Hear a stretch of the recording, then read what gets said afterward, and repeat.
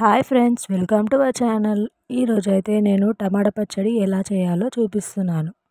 ఈ టమాటా పచ్చడి అయితే అన్నంలోకి కానీ దోశలోకి ఇడ్లీలోకి అయితే చాలా బాగుంటుంది. ఇప్పుడైతే టమాటా పచ్చడి చేద్దాం. నేనైతే 1/2 kg టమాటాలు అయితే తీసుకున్నాను. వాటిని ఇలా మీడియం ముక్కలుగా కట్ చేసి పెట్టాలి. దానికి కావాల్సినవి దానికోసం కొంచెం ఆవాలు, జీలకర్ర, కొద్దిగా మినప్పప్పు, అలాగే కొద్దిగా పచ్చిశనగపప్పు,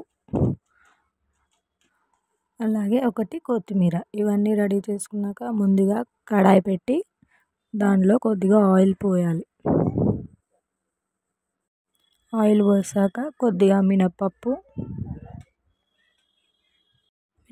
వేగిన తర్వాత ఒక 2 స్పూన్స్ శనగపప్పు వేసి కొంచెం వేగనివ్వాలి. వేగాక అలా ఒక ప్లేట్లోకి సర్వ్ చేసుకోవాలి. ఇప్పుడు అదే ఆయిల్లో కొంచెం జీలకర్ర, కొంచెం ఆవాలు, అలాగే 2-3 రెమ్మల కరివేపాకు వేసి వాటిని కొద్దిగా వేగనివ్వాలి.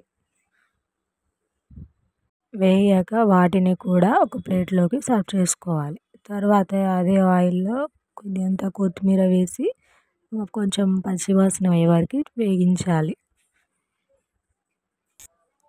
కొత్తిమీర ఎంత ఉంటే అంత పచ్చడి అయితే చాలా బాగుంటుంది. నేనైతే ఒక కొత్తిమీర కట్ట అయితే మొత్తం తీసుకున్నా. టమాటో కొత్తిమీర అయితే టేస్ట్ అయితే చాలా బాగుంటుంది. ఇప్పుడు పచ్చిమిర్చి అయితే తీసుకోవాలి. నేనైతే ఒక 6-7 అయితే తీసుకున్నాను. ఎందుకంటే మేమైతే కారం తక్కువ తింటాం కాబట్టి కారం ఎక్కువ ఉన్న వాళ్ళైతే ఎక్కువ వేసుకోవచ్చు. వాటిని కూడా కొంచెం లైట్గా వేగించి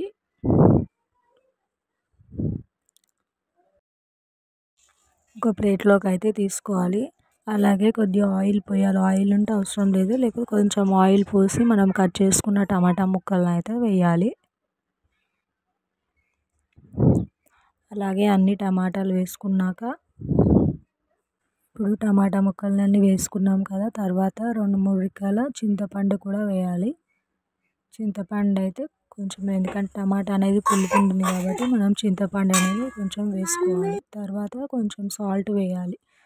సాల్ట్ ఎందుకంటే టమాటా అనేది తొందరగా ఉడుకుతుంది. ఇప్పుడు మూత పెడదాం. చూడండి, టమాటా అయితే ఇలానే ఉడకాలి. మళ్ళీ మెత్తగా ఉడికినా కూడా టమాటా పచ్చడి అయితే అంత టేస్ట్గా ఉండదు. ఇలా 2-3 సార్లు కలబెట్టేసి కొంచెంసేపు చల్లారనివ్వాలి. కొంచెం చల్లారనివ్వాక మనం ముందుగా వేయించుకున్న మిరపకాయ, జీలకర్ర, మినప్పప్పు, ఆవాలు అన్నిటినీ మిక్సీలో వేయాలి. అలాగే టమాటా, కొంచెం సాల్ట్ వేయాలి. ఒకవేళ వెల్లిపాయలు ఉంటే వెల్లిపాయలైనా వేసుకోవచ్చు. ఇలా టమాటాలన్నీ వేసి కొంచెం సాల్ట్ వేసి మిక్సీ పట్టుకోవాలి. టమాటా పచ్చడి అనేది మరీ పేస్ట్లా కాకుండా మెత్తగా ఉండకూడదు. ఇలా ఉంటే టమాటా పచ్చడి అనేది చాలా బాగుంటుంది. ఇదైతే వేడి వేడి అన్నంలో వేసుకుంటే చాలా బాగుంటుంది. ఇదండి నేను చేసిన ఈరోజు టమాటా పచ్చడి రెసిపీ. ఎలా ఉందో చెప్పండి. అలాగే మన ఛానల్ని లైక్ చేయండి, షేర్ చేయండి, సబ్స్క్రైబ్ చేయండి.